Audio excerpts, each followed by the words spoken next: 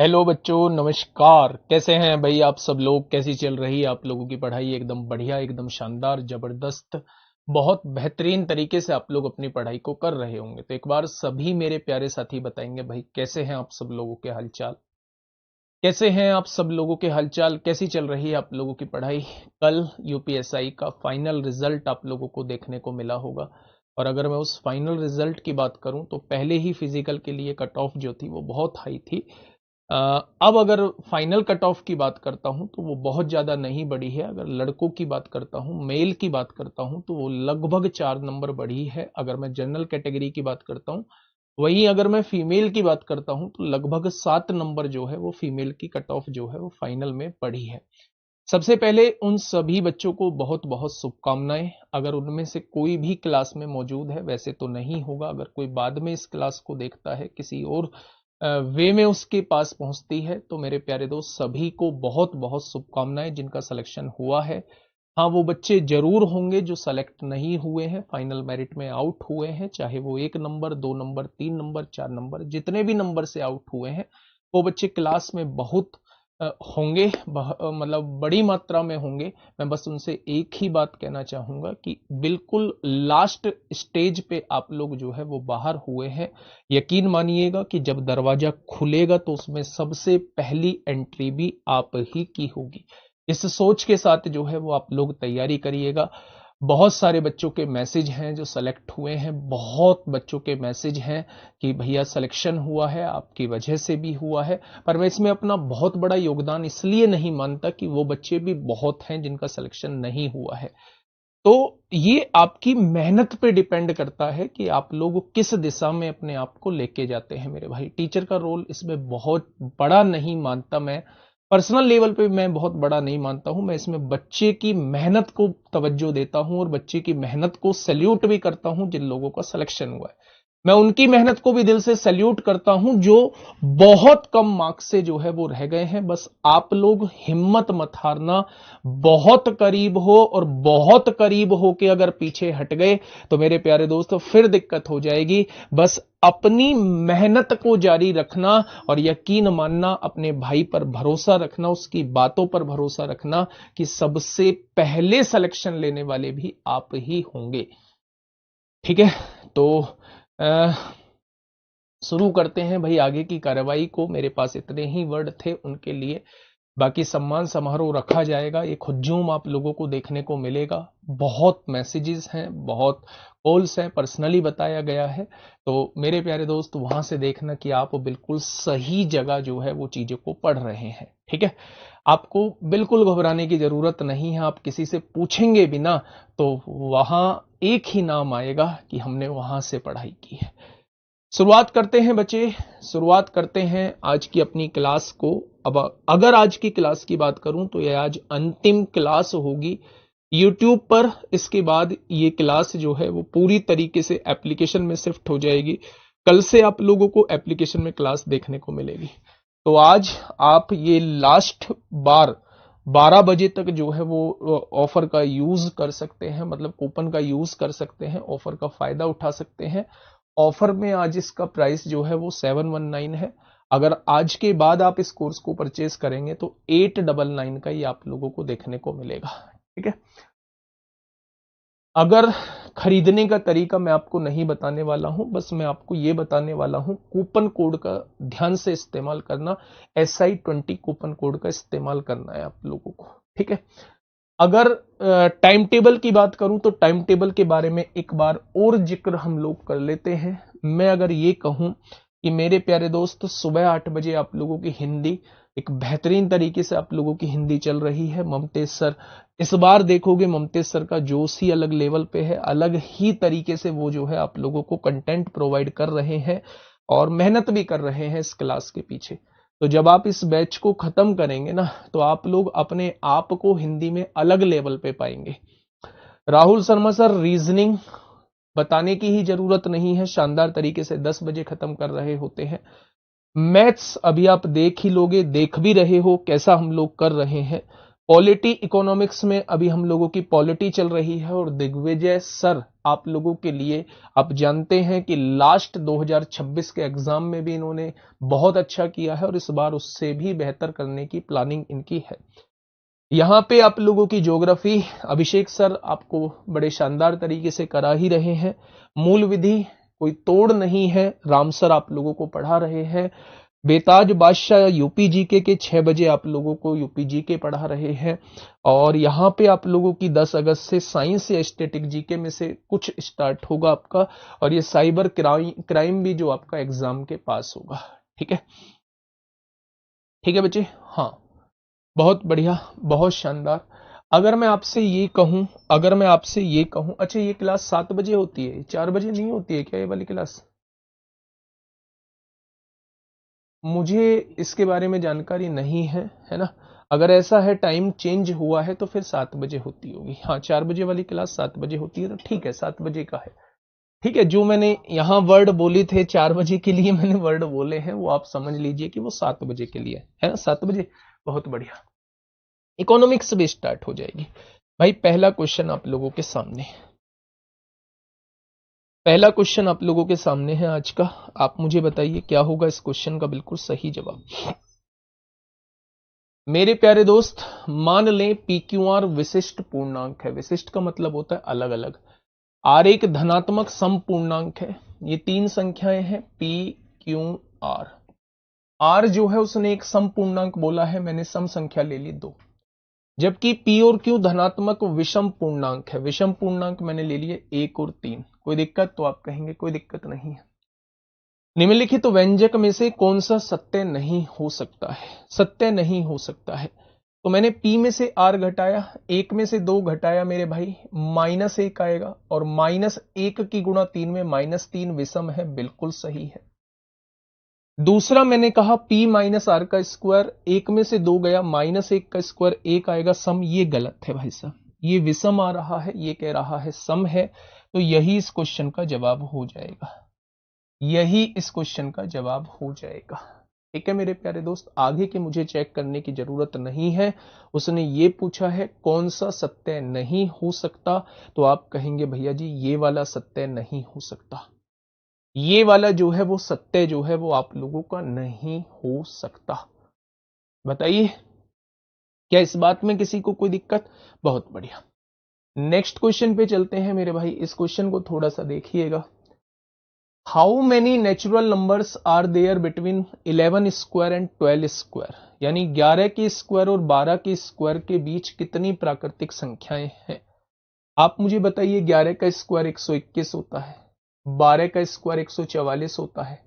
इसके बीच में वो आपसे संख्या पूछना चाह रहा है कितनी होंगी।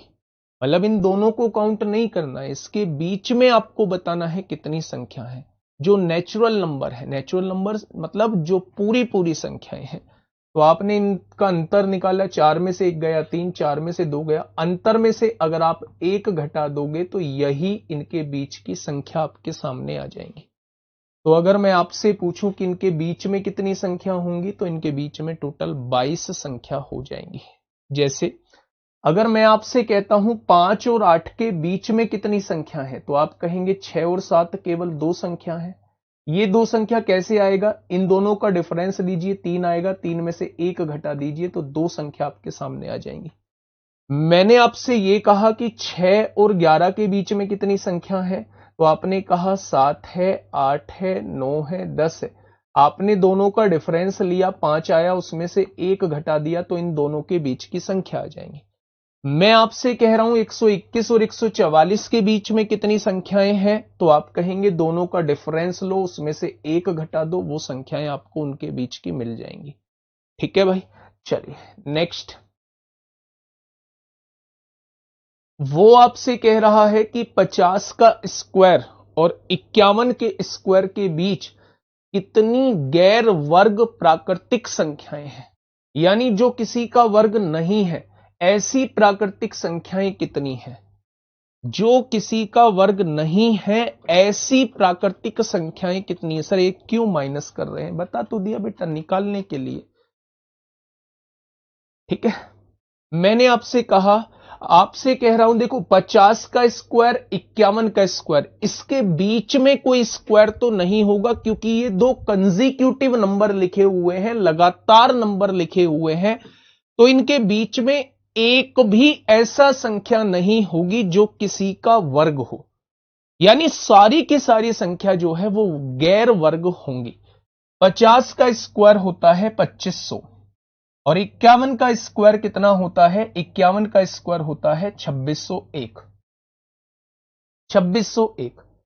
अब वो आपसे कह रहा है इसके बीच में कितनी संख्याएं हैं। भाई ये तो पता चल गया कि अगर 50 के स्क्वायर और 51 के स्क्वायर के बीच में कोई नंबर है ही नहीं तो मेरे भाई वर्ग का कोई मतलब नहीं बनता है, वर्ग का कोई मतलब नहीं बनता है। इसका मतलब वो आपसे गैर वर्ग पूछ रहा है तो वो आपसे यह जानना चाहता है कि 2500 से 2601 के बीच में कितनी संख्याएं होंगी। अगर इनके बीच की संख्या निकालनी है तो दोनों का डिफरेंस निकालिए, दोनों का डिफरेंस 101 आएगा, उसमें से एक घटा दीजिए, यानी आप कहेंगे 100 ऐसी संख्याएं होंगी जो गैर वर्ग प्राकृतिक संख्याएं होंगी।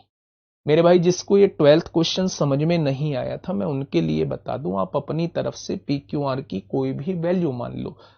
आर जो है वो आपको सम संख्या माननी है, पी और क्यू जो है वो आपको कोई भी विषम संख्या माननी है। जब आप उन वैल्यूज को यहां पुट करेंगे तब देखना सॉल्व होने के बाद यहां विषम ही आएगा, ये बात बिल्कुल ठीक है। लेकिन जब आप यहां उन वैल्यू को पुट करके सॉल्व करेंगे तो वो विषम आएगा, ये कह रहा है सम है, तो ये बात बिल्कुल गलत है। अगर ये कहता विषम है तो ये बात बिल्कुल सही होती।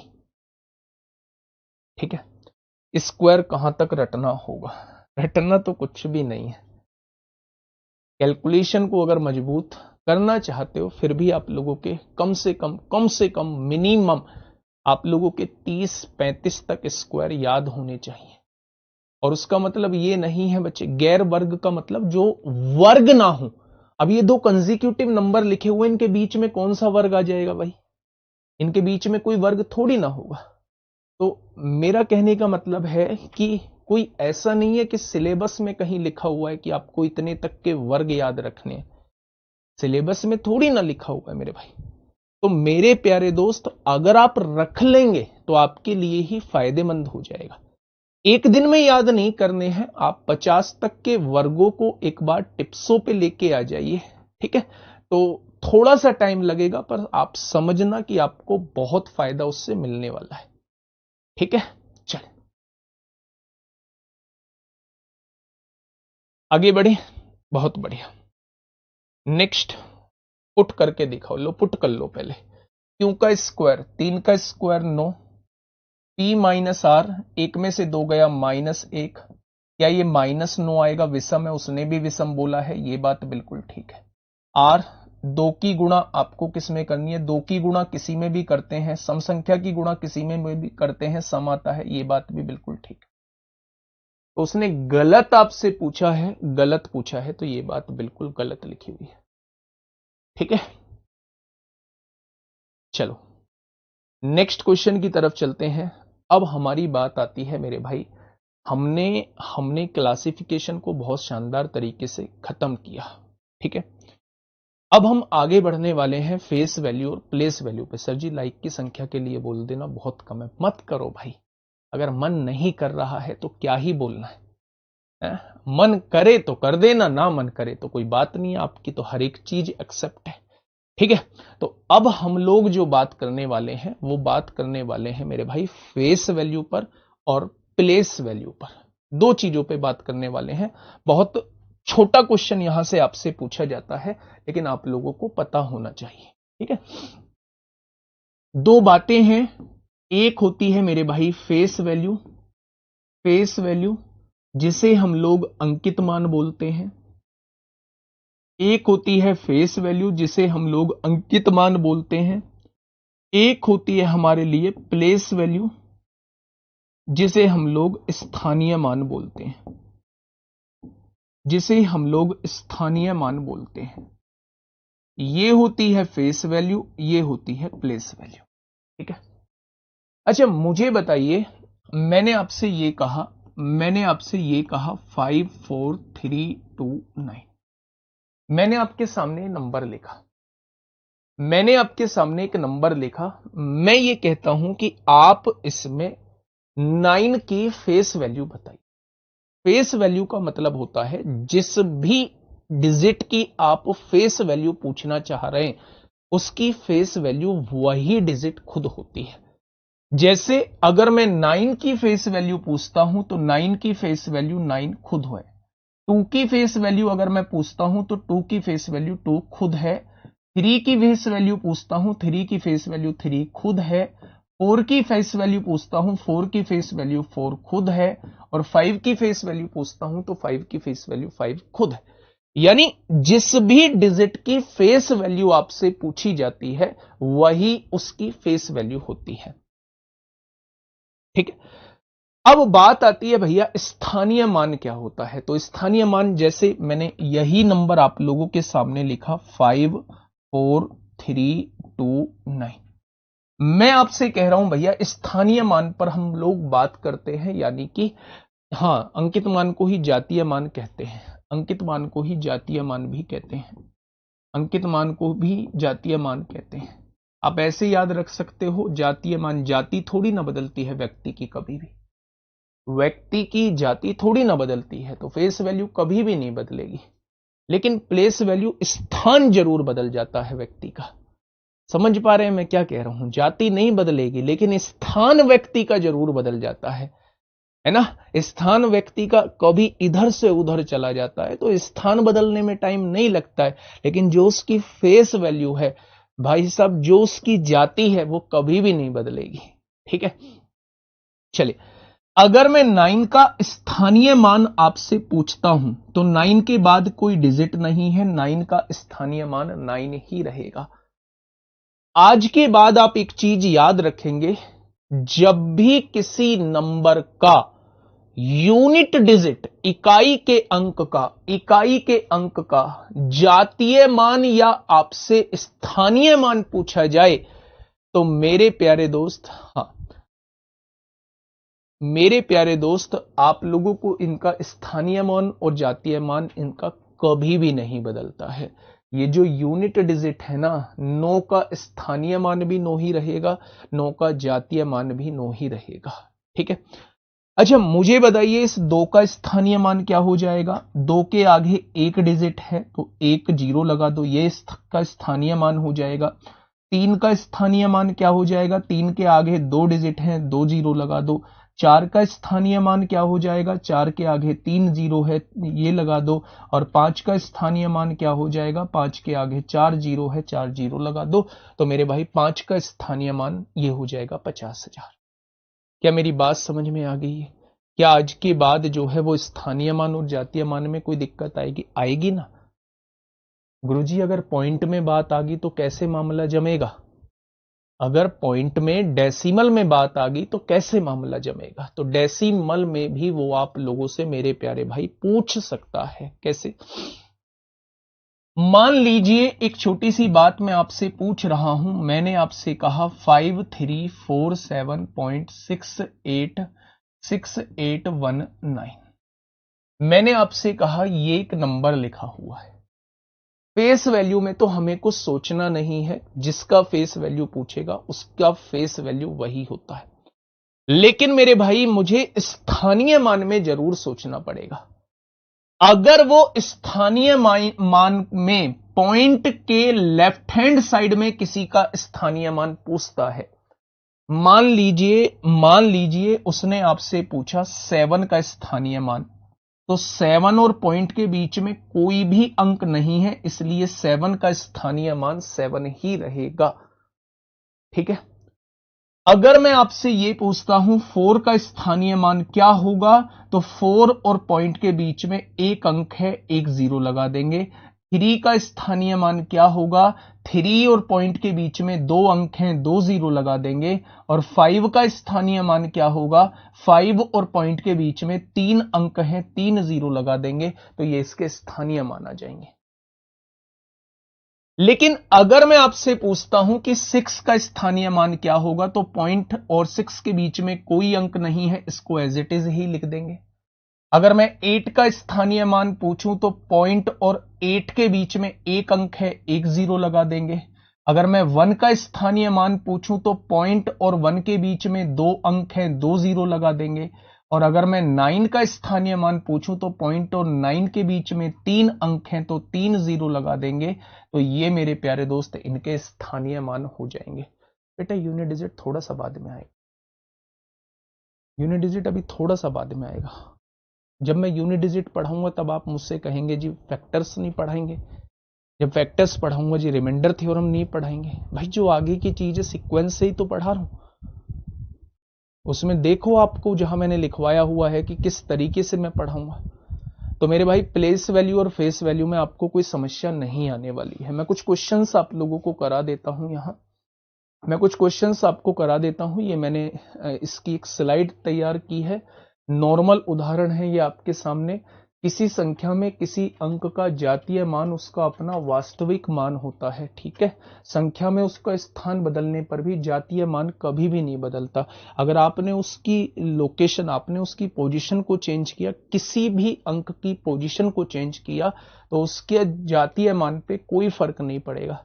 भाई 3 का जातीय मान यहां भी 3 था, 3 को कहीं और ले जाते हो वहां भी उसका जातीय मान 3 ही रहेगा। तो अगर मैं 684 में 4 का जातीय मान 4, 8 का जातीय मान 8, 6 का जातीय मान 6 होगा, ठीक है मेरे भाई। तो जातीय मान जो है वो दोस्त कभी भी नहीं बदलता है। नेक्स्ट, ये मैंने स्थानीय मान के बारे में बताया, ये मैं आपको सब कुछ समझा चुका हूं, ये सब कुछ समझा चुका हूं मेरे भाई। ऐसी की ऐसी आप लोगों को ये मिल जाएगी। पहला क्वेश्चन यूपीएसआई 2017 में आपसे पूछा गया है।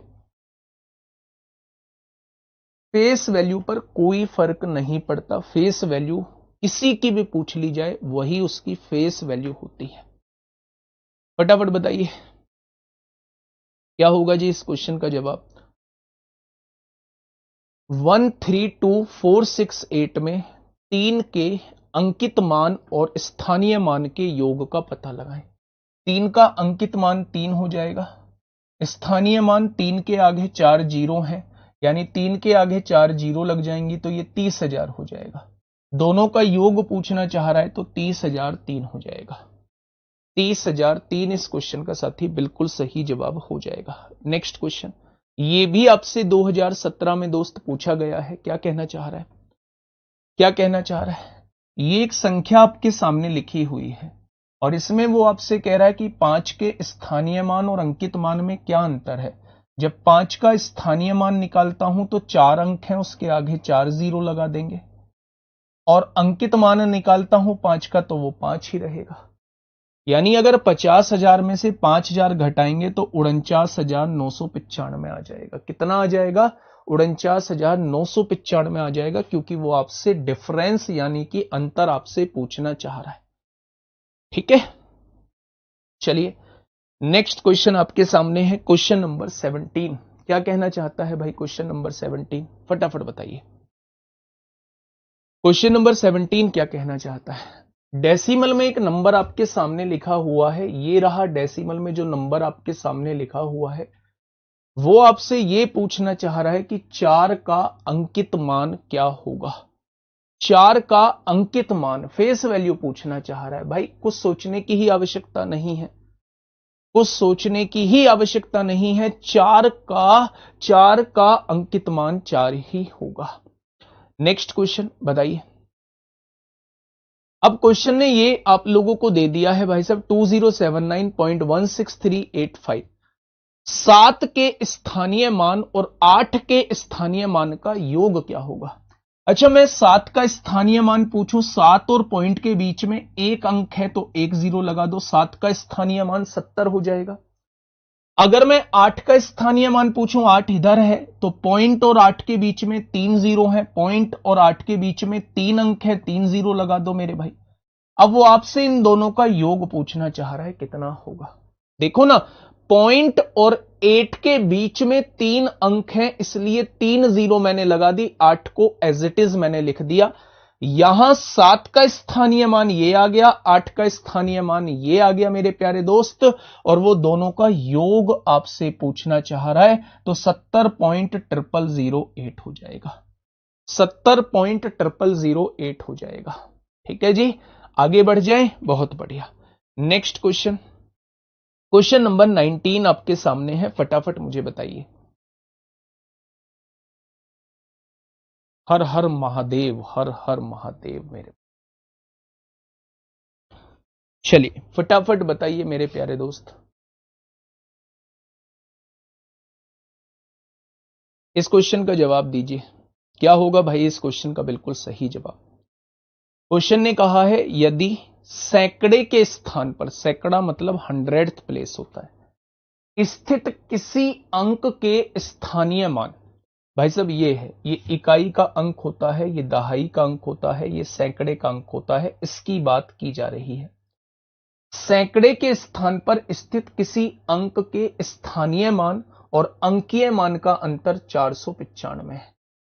यानी जब मैं इस मान का स्थानीय मान निकालता हूं, जब इस अंक का स्थानीय मान निकालता हूं और उसकी जातीय मान निकालता हूं, तो दोनों का डिफरेंस कितना आता है, 495 आता है।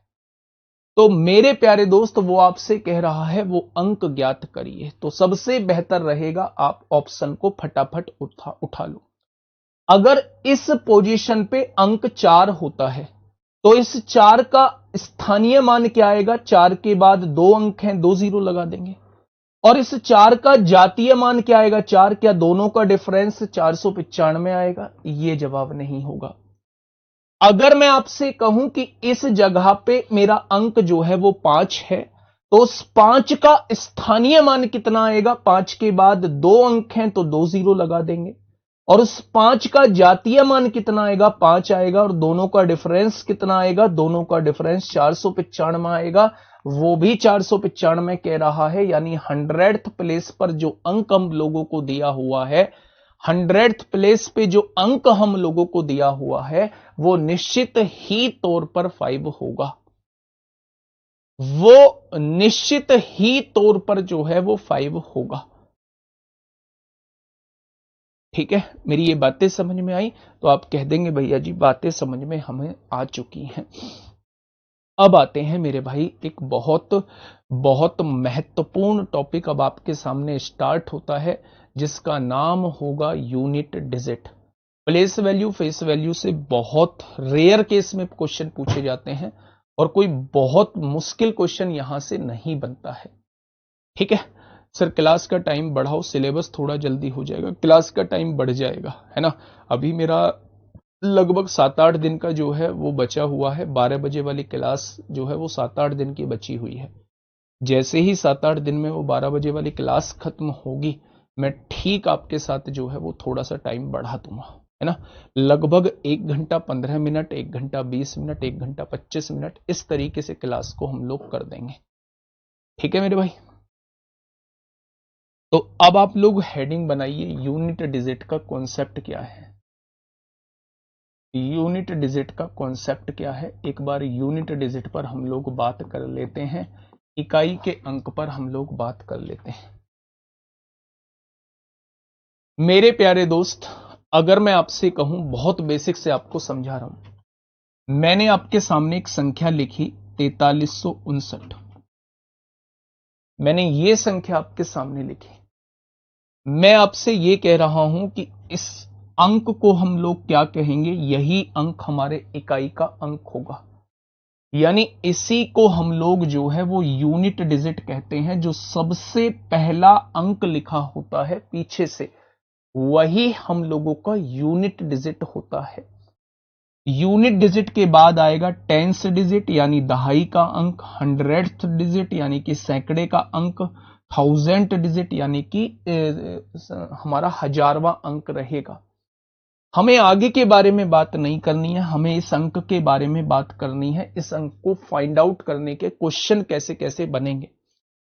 मेरे प्यारे दोस्त, सबसे पहला क्वेश्चन होता है इसका एक्सप्रेशन के क्वेश्चन यहां से बन रहे होते हैं। जब आपको मल्टीप्लिकेशन में कुछ चीजें दी हुई होंगी और आप लोगों से क्या पूछा जाएगा, आप लोगों से यूनिट डिजिट पूछा जाएगा, यानी इकाई का अंक पूछा जाएगा। दूसरा, इसी में मेरे भाई पावर के क्वेश्चन बन रहे होते हैं, जब आपको पावर में कुछ चीजें लिखी हुई दिखाई देंगी और वहां पे आपसे यूनिट डिजिट का कॉन्सेप्ट पूछा जाएगा। तीसरा, फैक्टोरियल के कुछ क्वेश्चंस आप लोगों को दिए होते हैं और फैक्टोरियल के कुछ क्वेश्चंस में यूनिट डिजिट आपसे पूछा जाएगा। तो ये 3 तरीके के क्वेश्चन बनते हैं जो हम लोगों को मेरे प्यारे दोस्त पढ़ने हैं। 3 तरीके के क्वेश्चन बनेंगे जो हम लोगों को बहुत शांति से पढ़ने हैं। सबसे पहला टाइप हम लोग लेके चल रहे हैं जो एक्सप्रेशन के क्वेश्चन बनते हैं। एक्सप्रेशन के क्वेश्चन कैसे बनते हैं उनका एग्जाम्पल आप लोग समझिए कि एक्सप्रेशन के क्वेश्चन हम लोगों के कैसे बनते हैं। मैंने आप लोगों से कहा कि यहां पे एक संख्या दी हुई है 54 गुणा 32 गुणा 67 गुणा 67 गुणा 88 गुणा 88 गुणा 90 गुणा 13। मैंने आपसे पूछा इसका यूनिट डिजिट क्या होगा। जब आप इन सबकी मल्टीप्लाई करेंगे ना तो इनका यूनिट डिजिट क्या हो जाएगा, पहला क्वेश्चन आपके सामने। दूसरा, मैंने आपके सामने लिखा 113 गुणा 65 गुणा 67 गुणा 69 गुणा 119 गुणा 131। इनका मल्टीप्लीकेशन क्या आएगा, इनके मल्टीप्लीकेशन में यूनिट डिजिट क्या होगा। तीसरा, मैंने आपके सामने लिखा 115 गुणा 54 गुणा 55 गुणा 56 गुणा 58 गुणा 119 गुणा 123। आप लोगों से मैं पूछना चाह रहा हूं इसका यूनिट डिजिट क्या आएगा। और एक लास्ट क्वेश्चन मैं इसी में आपसे पूछना चाह रहा हूं भाई साहब, 24 गुणा 53 गुणा 72 गुणा 19 गुणा 81 गुणा 76 गुणा 78। मैं आपसे इसका यूनिट डिजिट पूछना चाह रहा हूं। ये 4 क्वेश्चन मैंने आपके सामने लिखे। ये 4 क्वेश्चन मैंने आपके सामने लिखे। मैंने आपसे क्या कहा, मैंने आपसे ये कहा कि भैया जब हम इन सभी की गुणा करेंगे तो इसके यूनिट डिजिट पर यानी इकाई के अंक पर क्या आएगा मेरे भाई। तो क्या आप बता सकते हैं इकाई के अंक पर क्या आएगा। मेरे प्यारे दोस्त, अगर मल्टीप्लीकेशन में एक्सप्रेशन दिया हुआ है, ध्यान से सुनना, अगर मल्टीप्लीकेशन में एक्सप्रेशन दिया हुआ है और आपको यूनिट डिजिट पर कहीं भी 0 दिख जाता है तो फिर आपको चेक करने की आवश्यकता नहीं है। 0 की किसी में भी गुणा करेंगे यूनिट डिजिट पर 0 ही आएगा। पहला पॉइंट मैंने यह बताया कि अगर एक्सप्रेशन में कोई चीज आप लोगों को दी हुई है और यूनिट डिजिट पर कहीं भी 0 लिखा हुआ है तो आप उसकी मल्टीप्लाई करेंगे तो हमेशा करने की जरूरत नहीं है। तो मेरे प्यारे दोस्त, हमेशा यूनिट डिजिट पर 0 ही आएगा। पहली बात क्लियर। दूसरी बात यह है कि अगर जब आप मल्टीप्लाई कर रहे हैं और आपसे यूनिट डिजिट पूछा जाता है तो आप यह देखिएगा बच्चे कि कहीं इकाई के अंक पर क्या 5 तो नहीं लिखा हुआ। कहीं भी इकाई के अंक पर 5 तो नहीं लिखा हुआ। आपने देखा भैया जी यहां 5 लिखा हुआ है। अब 5 के साथ एक भी सम संख्या आ गई तो रिजल्ट 0 आएगा, और अगर 5 के साथ एक भी सम संख्या नहीं आई तो रिजल्ट 5 आएगा। मैं ये कह रहा हूं कि 5 के साथ एक भी सम संख्या आ गई, एक भी इवन नंबर आ गया तो यूनिट डिजिट 0 आएगा, और 5 के साथ एक भी सम संख्या नहीं आई, सारी की सारी विषम संख्या रही तो यूनिट डिजिट जो है वो 5 आएगा। जब आपने यहां देखा कि यहां यूनिट डिजिट पर 5 मौजूद है, आपकी नजरें कहां गईं? आपकी नजरें गईं कि क्या एक भी सम संख्या मौजूद है। आपने कहा यह भी सम संख्या नहीं है, यह भी सम संख्या नहीं है, यह भी सम संख्या नहीं है, यह भी सम संख्या नहीं है, यह भी सम संख्या नहीं है, सारी की सारी विषम है तो रिजल्ट क्या आएगा? रिजल्ट 5 आएगा। मेरी बातें समझ में आई? फिर आपने अगले क्वेश्चन में देखा, यहां पे आपको इकाई के अंक पर 5 दिखाई दिया, 5 के साथ एक भी सम संख्या दिखाई देगी तो आपको चेक करने की जरूरत नहीं है, रिजल्ट में यूनिट डिजिट पर जो आएगा वो 0 आएगा। सर इतने हल्के क्वेश्चन आते हैं क्या? देखो मतलब थोड़ा सा पता है क्या होता है, हम लोगों को सीखने की आवश्यकता होती है। अगर गलती करने के बाद भी हम लोग नहीं सीख रहे हैं तो फिर समस्या है। मतलब गलती करने के बाद का कहने का मतलब है कि भाई चीजें आसान से लेके चलूंगा ना, चीजें आसानी से लेके चलूंगा ना, तभी तो चीजें एक लेवल तक पहुंचेंगी। क्या एक्सप्रेशन का टाइप आपको छोड़ दूं? अगर आप पहले पढ़े हुए हैं, क्या इस टाइप को छोड़ दूं? मैंने 3 टाइप लिखवा दिए हैं, इसमें आसान पूछे जाते हैं तो फैक्टोरियल में थोड़ा सा मुश्किल भी पूछे जाएंगे। इस दिमाग को थोड़ा सा शांति दो,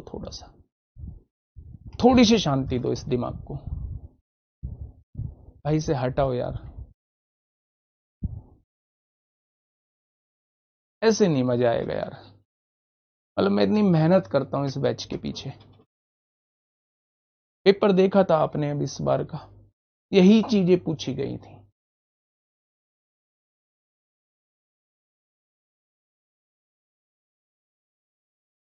चलिए, अब आपने कह दिया, आपने 3 पॉइंटों को समझा, मैंने 3 चीजें अलग अलग लिखी हैं कि अगर यूनिट डिजिट पे कहीं भी 0 दिख जाता है तो आपको चेक करने की आवश्यकता नहीं है, इनका यूनिट डिजिट 0 ही आएगा।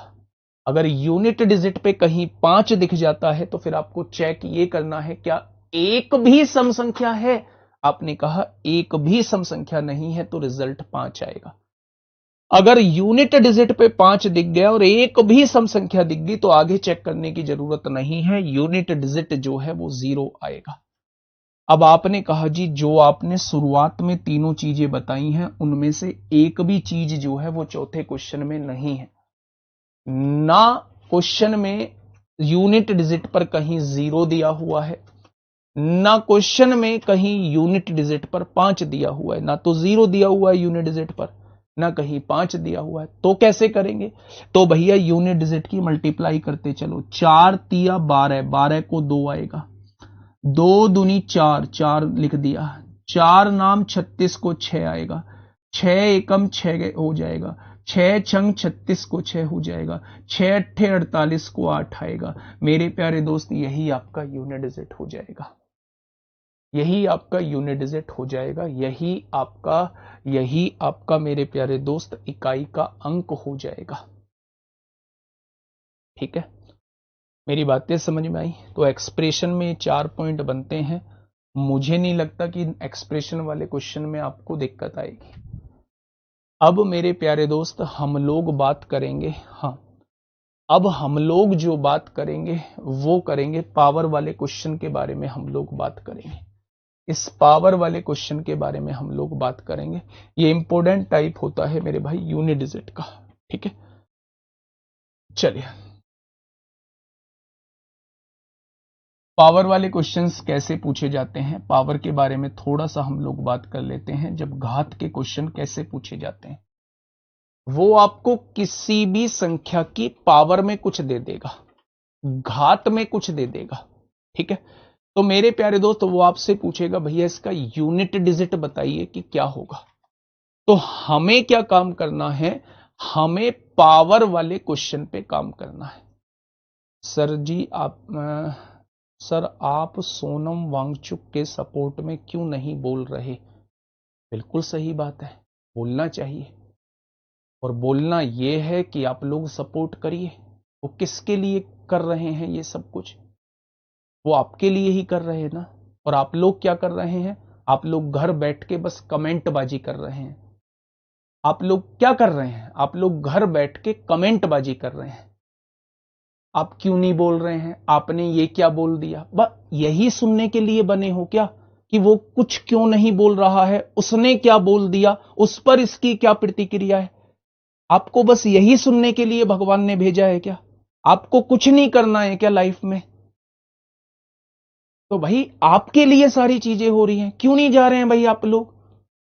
नहीं जाएंगे, नहीं, घर में बैठेंगे आराम से, कुर्सी पे बैठेंगे, कुर्सी पे बैठ के जो है, हाँ जी आप उसके लिए क्यों नहीं बोल रहे हैं?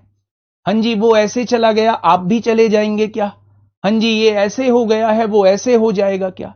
अबे क्यों टाइम का सत्यानाश कर रहे हो अपने का?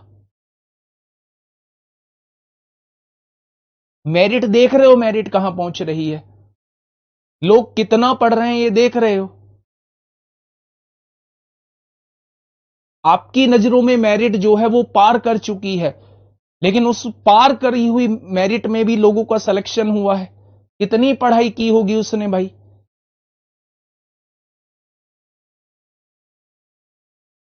अजीब बात करते हो यार, कुछ भी बोलने लग जाते हो, कुछ भी जो मन आता है भाई पढ़ ले, यूनिट डिजिट पढ़ ले, कम से कम ये समझ में आ गया तो उद्धार हो जाएगा। पढ़ना भी नहीं है।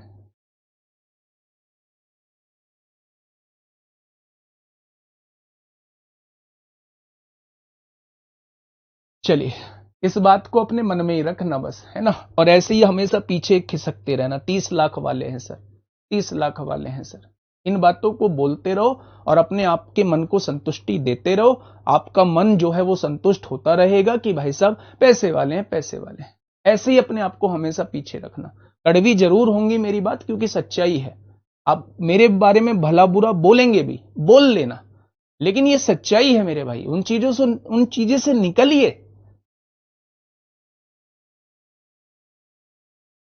चलिए मेरे प्यारे दोस्त, मैं बात करता हूं पावर की, पावर के क्वेश्चंस पे। हाँ देखिए मैं आपसे क्या कहना चाह रहा हूं, थोड़ा सा आप मेरी बातों को समझना। मैं ये कह रहा हूं कि आपको एक नंबर देगा, मान लीजिए उसने आपके सामने दिया 53, फॉर एग्जाम्पल आपके सामने ये नंबर दिया, यहां आपको उसने पावर दे दी। आपसे वो ये कहना चाह रहा है कि भैया जब हम लोग इसे सॉल्व करेंगे तो आप ये बता दीजिए कि इसके यूनिट डिजिट पर क्या आएगा। यानी पावर के रूप में क्वेश्चन दिया होगा, पावर के रूप में क्वेश्चन दिया होगा, और वो आपसे पूछेगा क्या? वो आपसे यूनिट डिजिट पूछेगा। वो आपसे पूछेगा क्या? वो आपसे यूनिट डिजिट पूछेगा मेरे भाई।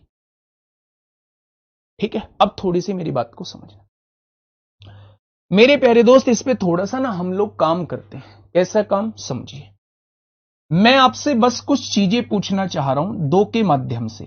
2 की पावर 1 क्या होता है? तो आप कहेंगे 2 की पावर 1 2 होता है। मैंने आपसे पूछा 2 की पावर 2 क्या होता है? आपने कहा 2 की पावर 2 4 होता है। मैंने आपसे पूछा 2 की पावर 3 क्या होता है? 8 होता है। 2 की पावर 4 क्या होता है? 16 होता है। 2 की पावर 5 क्या होता है? आपने कहा 32 होता है। 2 की पावर 6 क्या होता है? आपने कहा 64 होता है। 2 की पावर 7 क्या होता है? आपने कहा 128 होता है। भाई ध्यान से समझना, बस कॉपी पेन एक साइड को रख दीजिए अभी। 2 की पावर 8 क्या होता है? 256 होता है। 2 की पावर 9 क्या होता है? 512 होता है। 2 की पावर 10 क्या होता है? 1024 होता है। अब देखिए मेरी बातों को थोड़ा सा समझना आप लोग। आप एक चीज को महसूस कर रहे होंगे। कौन सी चीज जी? आपने देखा कि जब पावर 1 होती है तो यूनिट डिजिट 2 होता है, जब पावर 2 होती है यूनिट डिजिट 4 होता है, जब पावर 3 होती है यूनिट डिजिट 8 होता है, जब पावर 4 होती है यूनिट डिजिट 6 होता है। लेकिन मेरे प्यारे दोस्त, अब पावर 4 के बाद फिर से 5 आती है। क्या यूनिट डिजिट रिपीट होना स्टार्ट हो गई है? यहां 2 आ गई है, यहां 4 आ गई है, यहां 8 आ गई है, यहां 6 आ गई है। फिर से यूनिट डिजिट रिपीट होना स्टार्ट हो गई है, 2 आ गई है, 4 आ गई, ऐसे ही रिपीट होता स्टार्ट हो जाएगी। यानी आपको एक चीज समझ में आ गई कि हर 4 पावर के बाद यूनिट डिजिट रिपीट होना स्टार्ट हो जाती है। 4 पावर के बाद यूनिट डिजिट जो है, इकाई का अंक जो है, वो रिपीट होना स्टार्ट हो जाता है। यूनिट डिजिट रिपीट होना स्टार्ट हो जाती है। यूनिट डिजिट रिपीट होना स्टार्ट हो जाती है। अगर 4 पावर के बाद यूनिट डिजिट रिपीट होना स्टार्ट हो जाता है तो इसी को इसकी साइक्लिसिटी कहते हैं। जिस पावर के बाद उसकी यूनिट डिजिट रिपीट होना स्टार्ट कर दे, जिस पावर के बाद उसकी यूनिट डिजिट रिपीट होना स्टार्ट कर दे, उसे क्या कहते हैं? उसे उसकी साइक्लिसिटी कहते हैं। साइक्लिसिटी का बहुत बड़ा रोल है यूनिट डिजिट के अंदर। मैं बस आपसे यह कहना चाह रहा हूं, किसी भी अंक की साइक्लिसिटी आप लोग देखोगे यूनिट डिजिट के अंदर तो सबकी साइक्लिसिटी 4 आपको नजर आएगी। यानी 4 पावर के बाद जो है वो यूनिट डिजिट रिपीट होना स्टार्ट कर देती है। इसका मतलब आप पावर को देख लेंगे कि 4 के पेयर में 4 की साइकिल बना लेंगे कि वो साइकिल से कितना बाहर है। मतलब मैं ये कह रहा हूं कि आप जब भी पावर के रूप में यूनिट डिजिट पूछा जाएगा तो आप उसे 4 से डिवाइड करके देख लेंगे कि कितने पेयर बनेंगे, कितने ग्रुप बनेंगे और ग्रुप से बाहर कितने रह गए हैं। जैसे फॉर एग्जांपल मैंने आपसे कहा 112 और मैंने आपसे ये कहा 47, इसकी पावर 47 है। मैं आपसे यूनिट डिजिट इसका पूछना चाह रहा हूं, तो सबसे पहले मैंने आपसे यह बोला कि इसके इकाई के अंक पर क्या है, तो आप कहेंगे इसके इकाई के अंक पर 2 है। मेरे समझ में एक बात आ गई कि 2 की साइक्लिसिटी जो होती है वो 4 होती है। यानी कि मेरे प्यारे दोस्त, अगर मैं इस पावर को 4 से डिवाइड करूं और मैं ये देखने की कोशिश करूं कि ग्रुप कितने बनेंगे, तो आप कहेंगे 4 एकम 4 होगा, 4 एकम 4 होगा, 3 बच जाएगा। यानी 11 ग्रुप पूरे बन चुके होंगे और 3 ग्रुप से बाहर होंगे। बस जो ग्रुप से बाहर हैं उसे यूनिट डिजिट पर लगा दो। 3 ग्रुप से बाहर थे, उसे यूनिट डिजिट पर लगा दो। 8 इस क्वेश्चन की यूनिट डिजिट आ जाएगी। 8 इस क्वेश्चन की यूनिट डिजिट आ जाएगी। मैं बस आपसे यह कहना चाह रहा हूं कि आज के बाद अगर आपसे कभी पावर के रूप में यूनिट डिजिट पूछी जाती है तो आप उस पावर को 4 से डिवाइड कर देंगे और जो भी बचेगा उसे यूनिट डिजिट पर लगा देंगे, वही आपके क्वेश्चन का आंसर हो जाएगा। अब आपके दिमाग में एक छोटी सी बात और यहां पे जन्म लेगी। आपके दिमाग में यह आएगा जी ठीक है, 4 से डिवाइड होने के बाद जो बचेगा ना, जो बचेगा उसे हम यूनिट डिजिट पर लगा देंगे, वही हमारा इकाई का अंक हो जाएगा। लेकिन अगर 4 से वो संख्या पूरी पूरी ही डिवाइड होगी, भाई कुछ बचा ही नहीं, तो क्या करेंगे? हो सकता है ऐसा, यहां 48 होता, 4 से पूरा पूरा डिवाइड हो जाता। यहां 60 होता, 4 से पूरा पूरा डिवाइड हो जाता। यहां 12 होता, 4 से पूरा पूरा डिवाइड हो जाता। अगर 4 से पूरा पूरा डिवाइड हो गया तो फिर क्या करेंगे? तो आप कहना जब 4 से पूरा पूरा डिवाइड हो जाए तो फिर पावर 4 लगा देंगे। फिर पावर 4 लगा देंगे, क्योंकि 4 पावर आएगी कब? जब 4 से पूरा पूरा डिवाइड हो गया। यानी यहां पावर में 4 का मल्टीपल ही होगा। तो बस 2 पॉइंट आप लोग यूनिट डिजिट के अंदर लिख लो। 2 पॉइंट यूनिट डिजिट के अंदर लिख लो कि जब भी पावर का क्वेश्चन मेरे सामने आएगा, मैं उसकी पावर को 4 से डिवाइड करके देखूंगा। जो रिमाइंडर बचेगा उसे यूनिट डिजिट पर लगा दूंगा, वही मेरा इकाई का अंक होगा। अगर कुछ भी रिमाइंडर ना बचे तो मैं पावर 4 लगा दूंगा, वही मेरा आंसर हो जाए। क्या ये मेरी बातें समझ में आई? तो ये यूनिट डिजिट का जनरल कॉन्सेप्ट था। अब हम यूनिट डिजिट को थोड़ा सा हल्के तरीके से समझेंगे। कुछ चीजों को याद रखने वाले पॉइंटों से हम लोग यूनिट डिजिट को करेंगे। ठीक है, ये तो एक जनरल कंक्लूजन था।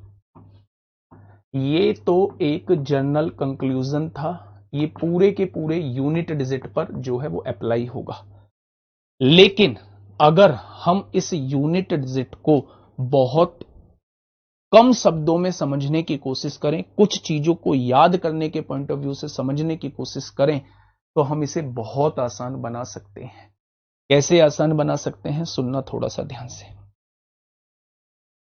जब भी आपको यूनिट डिजिट पर 1560 दिखाई दे, जब भी आपको यूनिट डिजिट पर, जब भी आपको यूनिट डिजिट पर 1560 दिखाई दे तो पावर का कोई फर्क नहीं पड़ता, पावर का, घात का कोई फर्क नहीं पड़ता, कोई फर्क नहीं पड़ता। जो दिखता है वही यूनिट डिजिट होता है, जो दिखता है वही यूनिट डिजिट होता है। क्या बोला है मैंने आपके सामने 101 लिखा, उसकी पावर 574 लिखी, पावर का कोई फर्क नहीं पड़ेगा, एक है तो इसका यूनिट डिजिट एक रहेगा। मैंने आपके सामने 545 लिखा, इसकी पावर 943 लिखी, यूनिट डिजिट पर 5 मौजूद है, पावर का कोई फर्क नहीं पड़ेगा, इसका यूनिट डिजिट 5 ही आएगा। मैंने आपके सामने 666 लिखा, इसकी पावर 48 लिखी, यूनिट डिजिट पर 6 मौजूद है, पावर का कोई फर्क नहीं पड़ेगा, इसका यूनिट डिजिट 6 ही आएगा।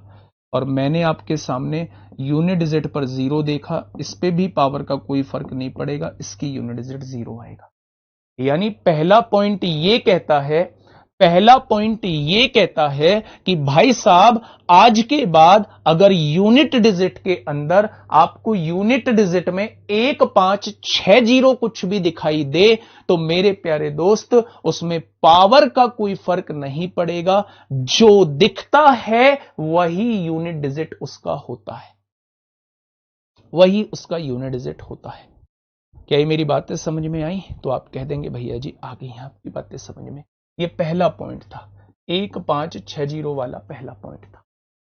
दूसरा पॉइंट, अगर आपको 2378 दिखाई दे, 2378 दिखाई दे, अगर यूनिट डिजिट पर 2378 दिखाई दे तो आप क्या करेंगे, पावर को 4 से डिवाइड करेंगे, पावर को 4 से डिवाइड करेंगे, जो रिमाइंडर बचेगा उसे यूनिट डिजिट पर लगा देंगे, जो रिमाइंडर बचेगा उसे यूनिट डिजिट पर लगा देंगे, जो शेषफल बचेगा उसे इकाई के अंक पर लगा देंगे, वही आपके क्वेश्चन का जवाब हो जाएगा।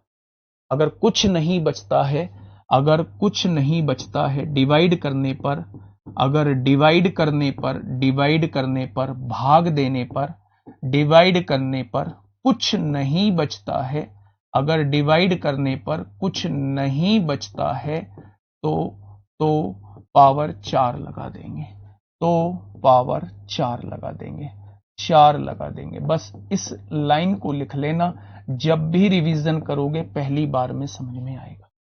मैं एग्जाम्पल समझता हूं, एग्जाम्पल से समझाने की कोशिश करता हूं।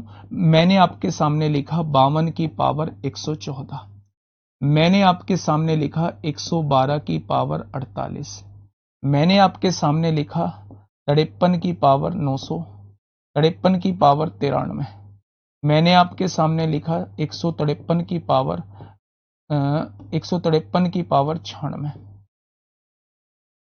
मैंने आपके सामने लिखा 57 की पावर 42, मैंने आपके सामने लिखा 157 की पावर 64, मैंने आपके सामने लिखा 58 की पावर 16। मैं आपसे इसके यूनिट डिजिट पूछना चाह रहा हूं भाई, 5 पे भी आऊंगा, 5 पे 22 घात होता। भाई सुन लो मेरे भाई, सुन लो यार, क्यों इतना एडवांस बनते हो। अभी मैंने पढ़ाया है 1560, 5 की पावर कुछ भी हो 5 ही आएगा यूनिट डिजिट, 5 की पावर लाख हो, 2 लाख हो, 22 हो, 22 लाख हो, कितनी हो 5 ही आएगा। यहां बताया है ना, 1560 में से कुछ भी दिखाई दे तो पावर का कोई फर्क नहीं पड़ता, नहीं पड़ता तो नहीं पड़ता, ठीक है। अब देखिए थोड़ा सा, यहां अगर मैं आपसे यूनिट डिजिट पूछूं तो आपने कहा जी भैया जी इसके इकाई के अंक पे 2, 3, 7, 8 दिखाई दे रहे हैं, अगर इनमें से कुछ दिखाई देता है तो पावर को 4 से डिवाइड करेंगे। 4 से डिवाइड करने का तरीका होता है, बाद के 2 अंक देख लो, 4 तिया 12, कितना बचेगा, 2 बचेगा, 2 की पावर 2 लिख दो, 2 बच रहा है उसे यूनिट डिजिट पर लगा दो, इसकी यूनिट डिजिट 4 आएगी। अगर मैं यहां देखूं तो जब पावर को 4 से डिवाइड करेंगे और ये पावर पूरी पूरी कट जाती है तो यूनिट डिजिट पर पावर 4 लगा दो, 2 की पावर 4 16 होता है, 16 का यूनिट डिजिट 6 आएगा।